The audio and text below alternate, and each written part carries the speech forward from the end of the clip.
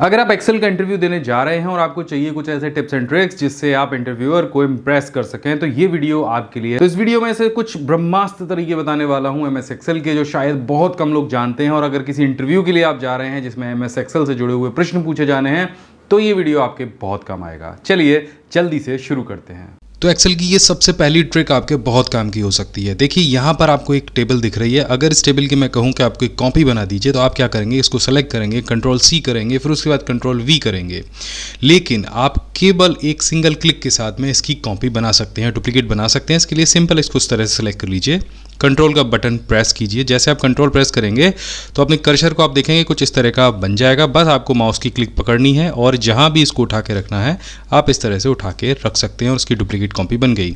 एक और बनानी है, बस सिंपल सेलेक्ट करिए, उठा के रखिए, सेलेक्ट करिए, उठा के रखिए। आप जितनी चाहें उतनी इसकी कॉपी बना सकते हैं।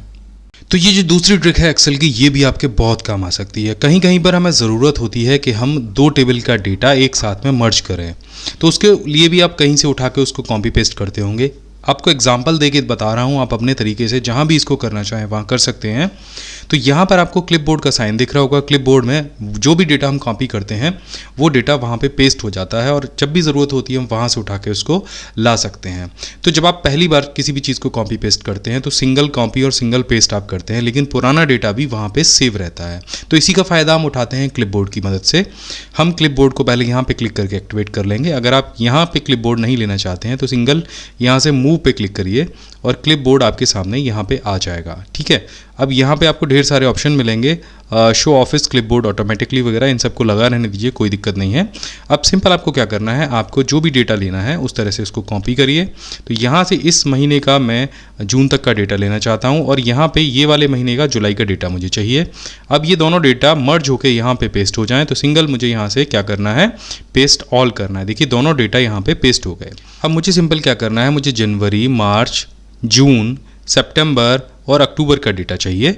तो मैं यहाँ से सिंगल इसको इस तरह से कॉपी करूँगा, फिर अप्रैल का डेटा लूँगा, फिर जुलाई का डेटा लूँगा, फिर अक्टूबर का डेटा लूँगा और यहाँ पे सिंपल मुझको क्या करना है, मुझको यहाँ से इसे पेस्ट ऑल करना है। देखिए ये सारी चीज़ें एक साथ में लग के यहाँ पे आ जाएंगी। अब अगर आपको और भी कोई डेटा यहाँ से लेना है तो सिंपल आप डबल क्लिक करके उसको पेस्ट कर सकते हैं कभी भी। सो ये क्लिपबोर्ड आपके बहुत यूज़फुल हो सकता है। एक्सेल की ये तीसरी ट्रिक भी आपके बहुत यूज़फुल हो सकती है। मान लीजिए मेरे पास ये एक डेटा है और आपको इसके लिए ग्राफ बनाना है या चार्ट बनाना है। तो सिंपल इस डेटा को आपको सेलेक्ट करना है, कीबोर्ड से कंट्रोल के साथ में F1 की को प्रेस करना है। एक चार्ट आपके सामने यहाँ पे आ जाएगा। अब आपको इसी डेटा के लिए एक दूसरा चार्ट बनाना है और वो किसी दूसरे तरह का होना चाहिए। तो सिंपल आप अपने कीबोर्ड से कंट्रोल को प्रेस करिए और इस तरह से उठा के इसको ड्रैग करिए। एक और चार्ट आपके सामने आ जाएगा। आप कलर फॉर्मेटिंग वगैरह यहाँ से बदल सकते हैं। अगर आप चार्ट भी बदलना चाहते हैं तो चेंज चार्ट टाइप पे चले जाइए और यहाँ से कोई भी एक चार्ट सेलेक्ट कर लीजिए। जैसे ये वाला मैं यहाँ से सेलेक्ट कर लेता हूँ और इसे ओके करता हूँ। तो आपका ये जो डेटा है इसके साथ में ये दो चार्ट आपके बनके तैयार हो जाएंगे। और आप अगर डेटा में कोई भी चेंजेस करते हैं तो इस तरह से आपके चार्ट में भी वो बदलाव होता रहेगा। तो चलिए बढ़ते हैं अपनी चौथी ट्रिक की तरफ। मान लीजिए यहाँ पे आपने ये दो चार्ट बनाए हैं, इसमें आपको और भी डेटा ऐड करना है। ये जो हमारा टेबल है, ये जो हमारा डेटा है, इसमें हमें एक कॉलम और ऐड करना है। तो मैं यहाँ पे एक कॉलम और ऐड कर लेता हूँ। तो सेल 2 में इसका नाम यहाँ पे रखूँगा।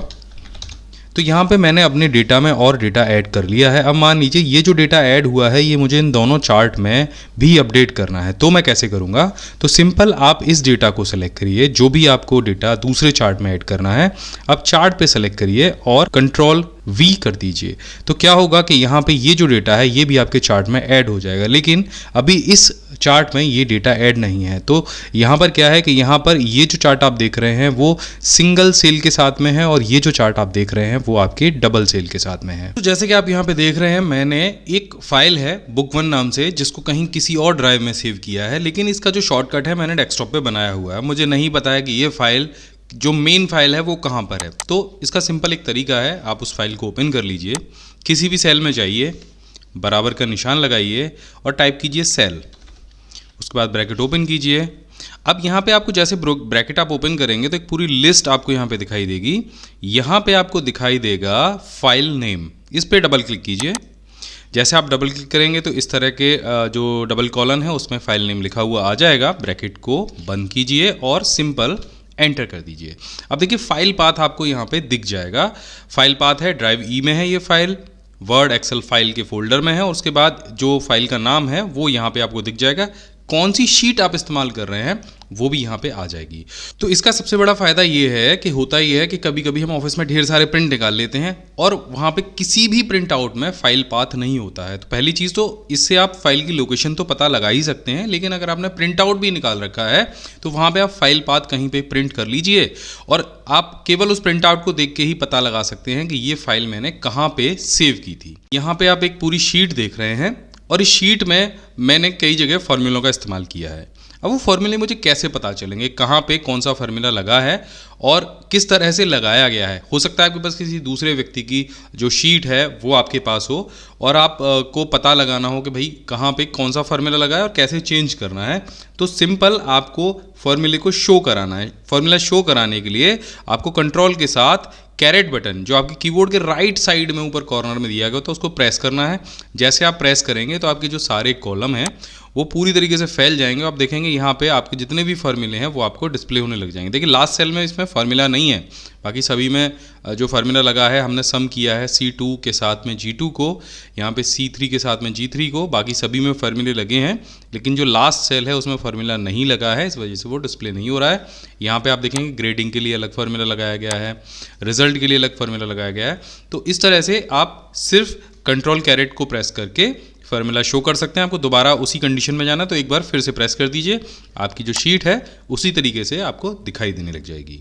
यहाँ पर आप देख रहे हैं कई सारे कॉलम हमने बनाए हैं और कभी कभी हमें बार बार इन कॉलमों को सम करने के लिए अलग अलग तरह से सेलेक्ट करना पड़ता है।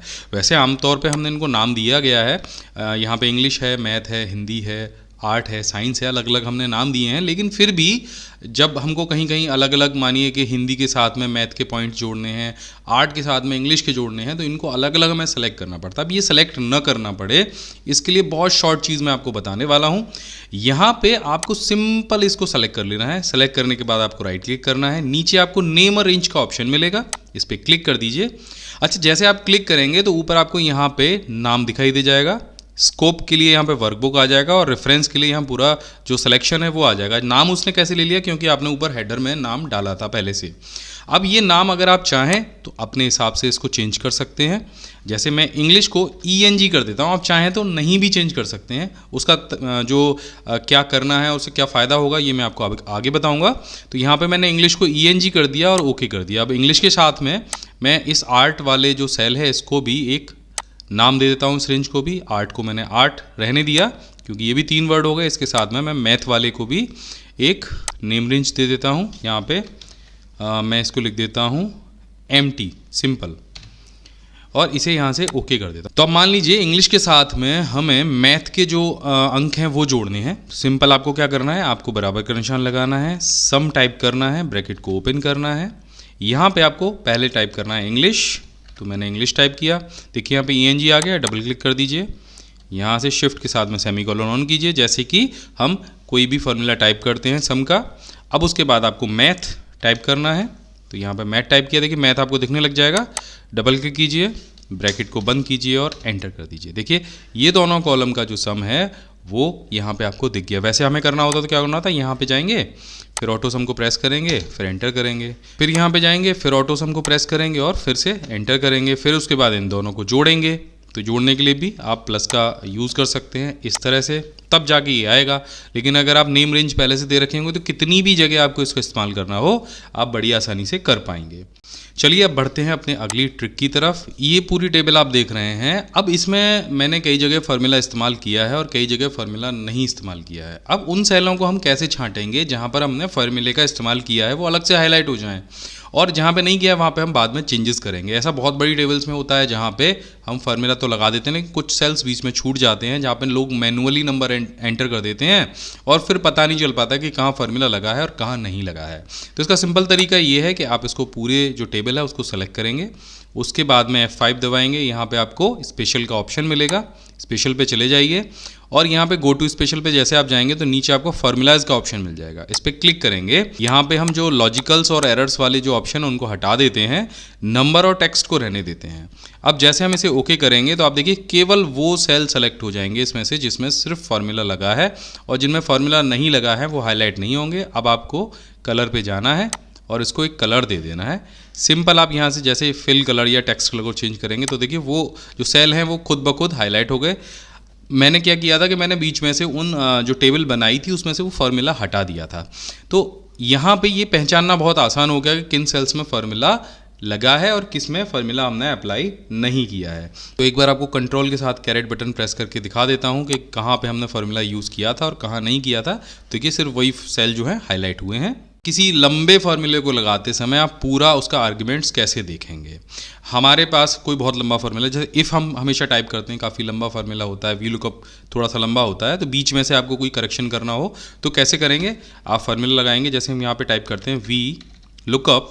अब वी लुकअप का जो आर्ग्यूमेंट है वो नीचे यहाँ पे शो होता है, यहाँ पे आपको कुछ भी दिखाई नहीं देता। अगर बीच में आपको कोई चेंज करना हो, कोई चीज़ डालनी हो, तो आपको सिंपल करना है क्या है, आपको कंट्रोल शिफ्ट के साथ ए प्रेस करना है फार्मूला टाइप करने के बाद में। अब देखिए पूरा फार्मूला यहाँ पे आपके सामने आ गया। अब चाहे इसको आपको MS वर्ड में कॉपी पेस्ट करना हो, चाहे आप कहीं नोट बना रहे हैं वहाँ इस्तेमाल करना हो, चाहे इंटरनेट पर कहीं कॉपी पेस्ट करना हो, तो सीधे सीधे आप पूरा फार्मूला यहाँ से उठा सकते हैं। अगर आप चाहें तो बीच में भी कोई चेंज कर सकते हैं, ये किसी भी फार्मूले के साथ में काम करता है। तो एक बार मैं दोबारा से दिखा देता हूँ। इफ़ के साथ यहाँ पे लगाएंगे बराबर का निशान, टाइप करेंगे इफ़, ब्रैकेट को ओपन करेंगे और कंट्रोल शिफ्ट और ए को प्रेस कर देंगे। देखिए पूरा फार्मूला आपके सामने यहाँ पे आ जाएगा। तो दोस्तों जैसा कि आप यहाँ पर देख सकते हैं हमारे पास दो लिस्ट हैं और दोनों लिस्ट में सेम नाम यहाँ पर लिखे हैं। और अगर मैं कहूँ कि आप बिना किसी फॉर्मूले का इस्तेमाल करके सर नेम और लास्ट नेम को अलग अलग कर दीजिए, तो शायद आपके लिए ये करना इस समय पॉसिबल नहीं होगा। बहुत सारे लोग कर भी देंगे, लेकिन इस समय आप बिना किसी फॉर्मूले के इसको नहीं कर पाएंगे। लेकिन यहाँ पर मैं आपको एक ऐसा तरीका बताने वाला हूँ जिससे आप बिना किसी फॉर्मूले की सहायता से केवल फाइंड और रिप्लेस का यूज़ करके इन नामों में से आप फर्स्ट नेम और लास्ट नेम को अलग अलग कर देंगे या तो कहें हटा देंगे। तो पहले मैं आपको करके दिखा देता हूँ और फिर मैं आपको बताऊँगा कि ये कैसे हुआ और एक्सेल का ये कौन सा फीचर है जिसकी मदद से हम इसे कर पाए। तो हम सिंपल इस लिस्ट को सेलेक्ट कर लेंगे, कंट्रोल F दबाएंगे और यहाँ पर रिप्लेस वाले टैब को सेलेक्ट कर लेंगे। अभी हम सिर्फ पहली वाली लिस्ट को करने वाले हैं। हम यहाँ पर लास्ट नेम को हटाने वाले हैं और यहाँ पर सिर्फ आपको जो फर्स्ट नेम है वो यहाँ पर आपको दिखाई देगा। तो हम यहाँ पर सिंपल एक स्पेस लगाएंगे, उसके बाद स्टार लगाएंगे और यहाँ से सिंपल रिप्लेस ऑल का बटन क्लिक करेंगे। तो आप देखेंगे इन सभी नाम में से जो लास्ट नेम था वो पूरी तरीके से हट गया है, सिंपल फाइंड और रिप्लेस का इस्तेमाल करके। अब ये कैसे किया ये मैं आपको वीडियो के लास्ट में बताने वाला हूँ कैसे हुआ। अब ये जो दूसरी लिस्ट है, अब इसमें से हम आगे के जो फर्स्ट नेम है उसको हटाने वाले हैं। तो हम सिंपल इसको सेलेक्ट करेंगे, यहाँ पर हम दोबारा से जाएंगे और इस बार हम स्टार पहले टाइप करेंगे और उसके बाद हम स्पेस लगाएंगे।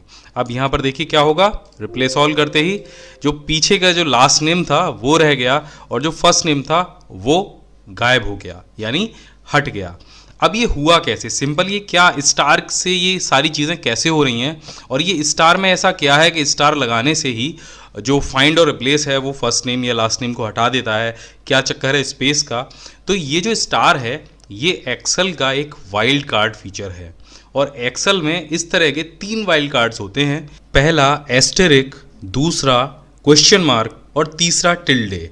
एक्सेल के कई सारे फॉर्मूलों में इन वाइल्ड कार्ड का इस्तेमाल किया जाता है, जैसे count if, sum if, H lookup, V lookup और सर्च। सो ये था आज का वीडियो, कैसा लगा आपको ज़रूर बताइएगा। मैं मिलता हूँ आपसे अगली वीडियो में, तब तक के लिए जय हिंद, वंदे मातरम।